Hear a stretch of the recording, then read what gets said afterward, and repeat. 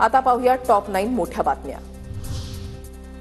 डिओलॉग with Varun Das कार्यक्रमात श्री रविशंकर यांच्याशी विशेष संवाद। मुलाखतीमध्ये अध्यात्म, जीवन आणि मानसिक आरोग्य यावर चर्चा। न्यूज 9 ॲपवर मुलाखतीचं प्रक्षेपण। महाराष्ट्र परिवहन मंडळातर्फे पुसद आगाराला 10 नवीन लालपरी बसेस।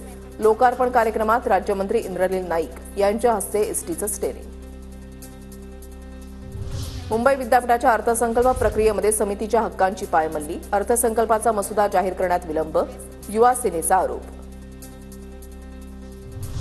राज्यात 1500 डॉक्टरांची भरती होणार। एप्रिलपासून प्रक्रिया राबवणार। लवकरच जाहिरात प्रसिद्ध करणार, मंत्री आंबेडकर यांची माहिती। सोन्या चांदीच्या दरामध्ये घसरण। सोन्याचे दर 500 रुपये तर चांदीचे दर 2100 रुपयांनी घसरले। सोनं 90,800 रुपये प्रति तोळा तर चांदी 1 लाख रुपये किलोवर। देशातील साखर उत्पादनामध्ये 17% घट। 299 लाख मेट्रिक टन साखरेचं उत्पादन। 10 लाख मेट्रिक टन साखरेच्या निर्यातीला मान्यता।